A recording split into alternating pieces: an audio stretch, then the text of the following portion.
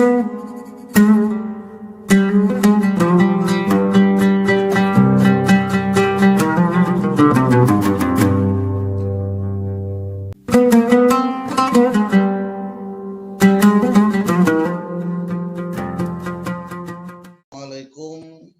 warahmatullahi wabarakatuh. Bismillahirrahmanirrahim. Alhamdulillahi rabbil alamin.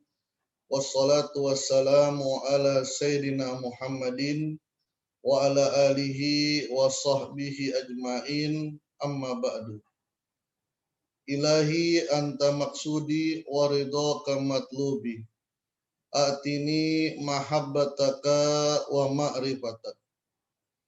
Ashabal fadilah, ahli silsilah Thariqah Qadiriyah Naqsabandiyah, Pondok Pesantren Suryalaya, wabil khusus Syekhuna wa murabbi arwahina, pengersa Abah Aus Qaddasallahu sirrah.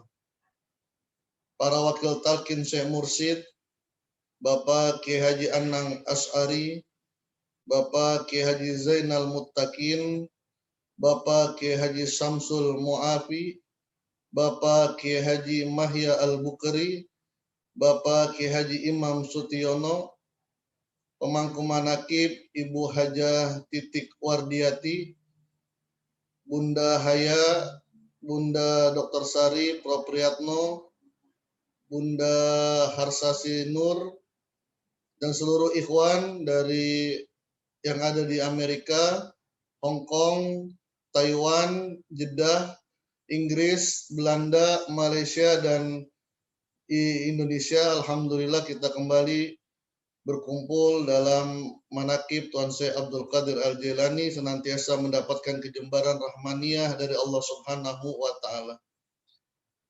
Dalam kitab Fadhailus Suhur bulan Zulqa'dah, Abah mengartikan huruf za yang kemarin sudah kita bahas dengan az-zauq, feel atau rasa. Puncak daripada zauq adalah masuknya nur ma'rifatillah, cahaya ma'rifah di dalam hati kita. Ketika cahaya ma'rifah sudah dimasukkan oleh Allah melalui talqin zikir, maka kita akan menyadari siapa kita. Khuliqal insanu dha'ifa. Manusia diciptakan dengan keadaan yang lemah. Puncaknya adalah la haula wala quwata illa billahil aliyil azim. Tidak ada daya upaya kecuali dari Allah Subhanahu wa taala. Subhanaka la ilma lana illa ma 'allamtana. Kita menyadari tidak ada ilmu yang kita miliki kecuali yang diajarkan, yang diberikan oleh Allah Subhanahu wa taala. Yang kedua hurufnya adalah waw. Zulqa'dah, yang kedua waw. Waw Abah mengartikan dengan wukuf. Wukuf bukan berarti wukuf di Arafah. Karena wukuf di Arafah terikat waktu dan tempat. Tidak bisa wukuf di Arafah di bulan selain bulan Zulhijjah tanggal 9. Tidak bisa wukuf di Arafah di luar daripada padang Arafah. Terbatas waktunya, terbatas tempatnya. Tapi yang ingin dijelaskan oleh guru mursyid kita adalah wukuf yang tidak terikat waktu dan tidak terikat dengan tempat.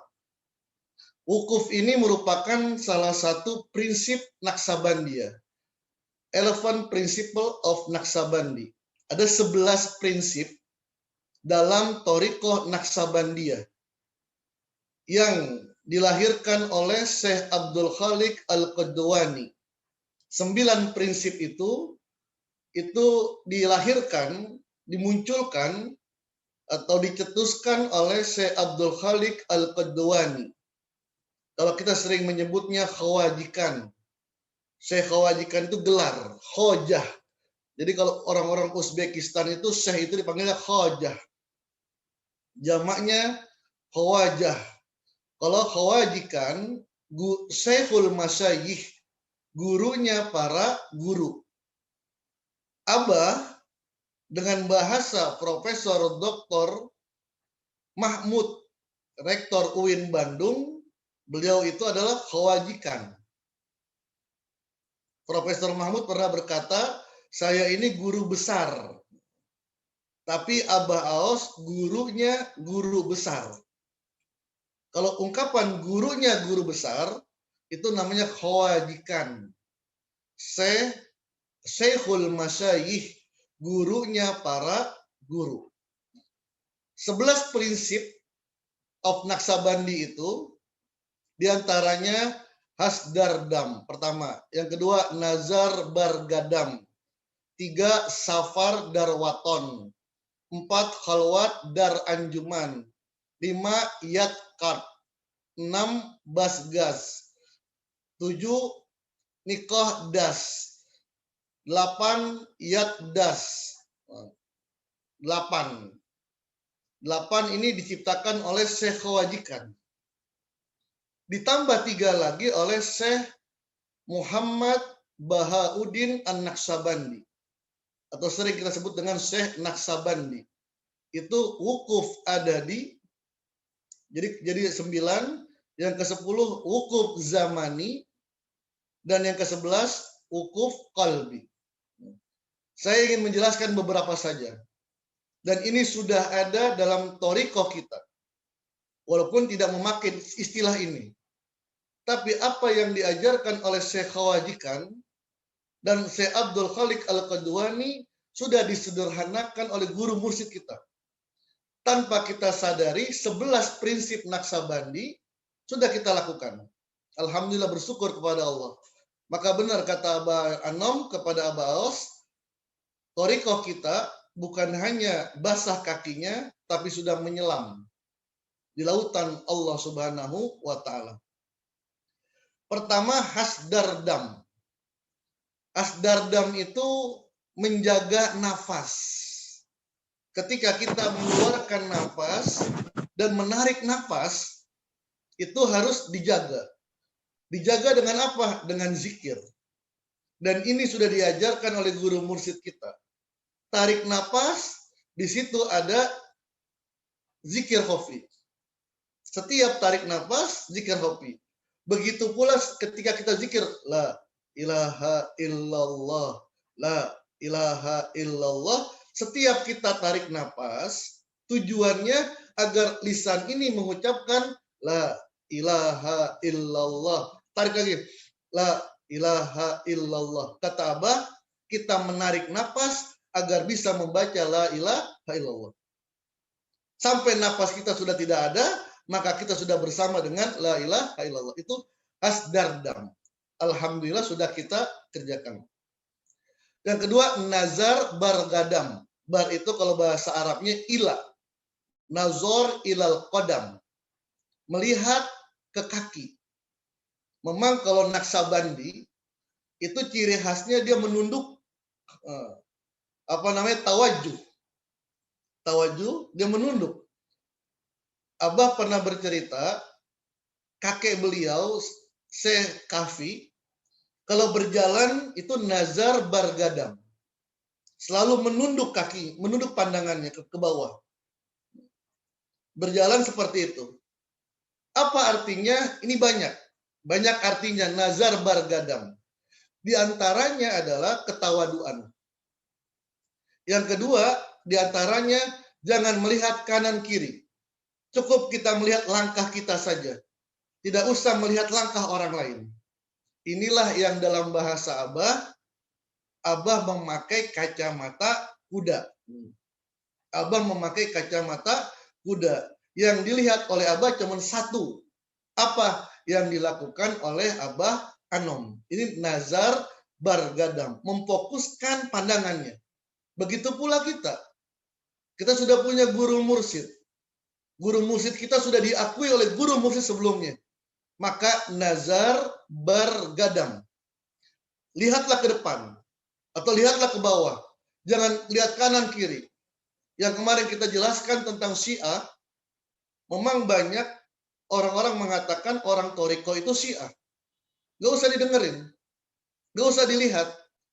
Yang kita lihat hanya apa yang diamalkan oleh guru mursyid. Ini namanya nazar bergadang.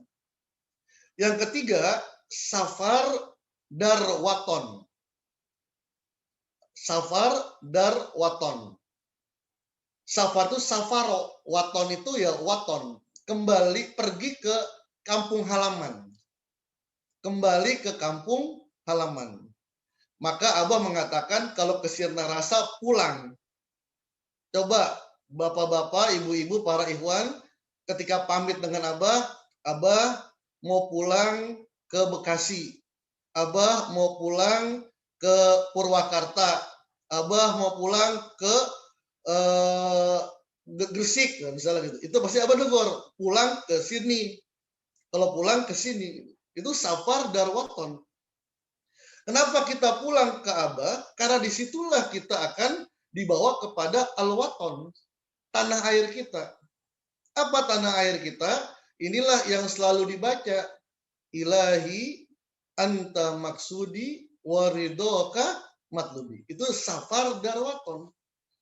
Setiap amalan kita, setiap apa yang kita lakukan, tujuannya agar kita kembali kepada waton, tanah air kita. Apa tanah air kita? Ya Allah. Dulu itu kita pernah bersama dengan Allah, mendengar suara Allah, mencium baunya Allah, bahkan berbicara dengan Allah. Ketika Allah berkata, alastu birabbikum, bukankah aku Tuhanmu? Qalu bala syahidna. Semua kita tanpa diwakilin, Allah berkata langsung dan kita mendengar langsung dan kita menjawab langsung, bala syahidna. Tentu engkau adalah Tuhan, Tuhan kami. Itulah tanah air kita. Itulah yang akan kita kembali. Maka Abah mengatakan, ikhwan yang talqin zikir, kemudian istiqomah dalam zikirnya, kemudian bersama dengan guru mursyid, tidak akan mampir ke alam barzah. Tapi kemana? Ila makadi syidkin inda malikin muqtadir. Kepada waton tanah air kita. Bahkan Abah mengatakan sedetik pun tidak akan pernah mampir ke alam barzah. Alam barzah itu apa? Yang alam barzah adalah yang memisahkan antara alam dunia dengan alam Allah. Alam lahut. Kalau kita ke alam barzah, terhalang kita bertemu dengan Allah. Maka Abah mengatakan selama 44 tahun lebih bersama dengan Abah Anom tidak pernah mendengar dari mulut suci itu perkataan surga. Kenapa? Karena surga bisa menjadi penghalang untuk sampai kepada Allah. Maka kita melihatnya ilahi anta maksudi waridoka matlubi. Itu namanya safar darwaton. Yang keempat, khalwat dar anjuman.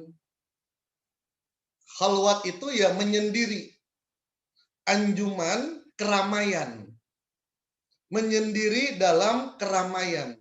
Khalwat dar anjuman.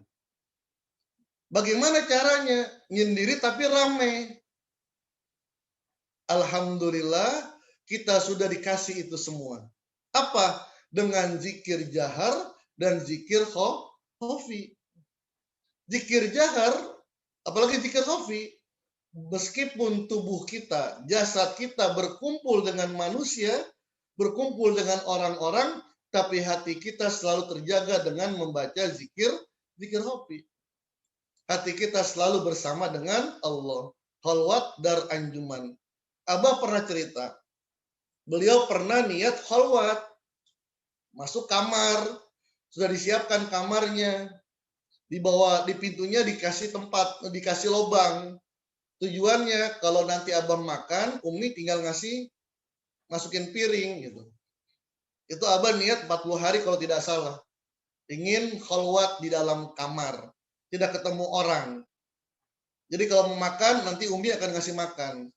Sebelum melakukan khalwat, Abah sowan dulu kepada Abah Anom. Izin akan melakukan khalwat. Sebelum Abah ngomong, Abah Anom langsung ngomong. Khalwat yang bagus itu khalwat dalam keramaian. Bukan khalwat ke dalam sepi. Kalau khalwat dalam sepi, tantangannya paling nyamuk. Berarti gitu nanti.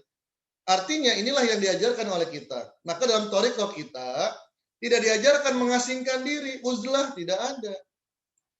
Khalwat yang bagus ada di kantor. Khalwat yang bagus ada di bank. Khalwat yang bagus ada di masyarakat. Disitulah bagaimana hati kita selalu bersama dengan Allah Subhanahu wa Ta'ala. Baik, wukuf. Wukuf zamani. Jadi yang prinsip ini yang tulis oleh Syekh Abdul Khaliq Al-Qadwani. Abdul Khaliq Al-Qadwani ini sejaman dengan Syekh Abdul Qadir Al-Jailani. Syekh Khawajikan itu sejaman dengan Syekh Abdul Qadir Al-Jailani. Dan dia punya guru yang sama, namanya Syekh Yusuf Hamadan. Itu sudah familiar dalam telinga kita karena kita selalu mengirimkan Fatihah. Siapa itu Syekh Yusuf Hamadan? Gurunya Syekh Abdul Qadir dan gurunya Syekh Khawajikan. Tapi memang saya belum menemukan apakah Syekh Khawajikan pernah bertemu secara jasadiyah dengan Syekh Abdul Qadir. Saya belum menemukan itu. Nah, tapi mereka semasa. Cuman Syekh Abdul Qadir ada di Baghdad. Perjalanannya kalau nggak ke Baghdad, ke Damaskus, ke Mekah. Kalau Syekh Khawajikan adanya di Uzbekistan, Samarkand Nahar, Waroin Nahar. Itu di itu. Kemudian yang wukuf, ini wukuf, kita lari ke wukuf. Yang lainnya nanti kita waktu yang lain kita akan jelaskan. Ada 3 wukuf. Ini yang ditulis oleh, yang dilahirkan oleh Syekh Bahauddin An-Naqsabandi. Yang pertama wukuf zamani, yang kedua wukuf adadi, yang ketiga wukuf qalbi. Wukuf zamani, wukuf adadi, dan wukuf qalbi. Kalau dalam pemahaman saya semuanya sama ini. Wukuf zamani, wukuf adadi, wukuf qalbi. Intinya sama. Apa? Zikir khafi. Wukuf zamani. Wukuf adadi, konsentrasi dengan jumlah dalam berzikir. Maka kita diajarkan 165. Lebih nggak apa-apa. Puncaknya nggak dihitung. Seperti dalam zikir khafi. Zikir khafi kan nggak dihitung. Jangan dihitung.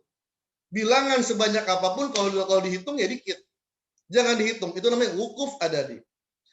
Wukuf zamani adalah setiap waktu sama. Mau pagi, mau siang, mau sore, hati selalu berzikir kepada Allah. Mau pagi keadaannya sama. Hati zikir. Mau lagi susah, ya zikir. Inilah yang yazkurunallaha qiyaman wa qu'udan wa ala junubihim. Mau berdiri, mau duduk, mau tidur, mau pagi, mau siang, mau sore, mau lagi susah, mau lagi senang, lagi sehat, lagi sakit, selalu berzikir. Itu namanya wukuf zamani. Tidak terpengaruh dengan waktu. Yang terakhir adalah wukuf qalbi. Puncak dari semuanya, hati ini sudah tidak kemana-mana. Abah pernah marah ketika ada Ikhwan mengatakan kalau ajangan gaos, kalau kata Abah Anom ada di pesaknya, ada di kantongnya. Gitu. Kalau saya nih bukan di kantongnya tapi di hatinya, Abah marah banget. Itu murid nggak bener. Masa di hati Abah Anom masih ada makhluk? Di hati Abah Anom tidak ada apa-apa kecuali Allah. Wukuf qalbi sudah tidak kemana-mana nih. Udah nggak ngelihat dunia, nggak ngelihat seperti kisah Nabi Sulaiman. Ditawarkan atumiddani, kamu memberikan aku ini. Enggak, aku tidak mau, aku maunya apa yang diberikan oleh Allah Subhanahu wa Ta'ala. Terima kasih, mudah-mudahan ada manfaatnya. Akhirul kalam, assalamualaikum warahmatullahi wabarakatuh.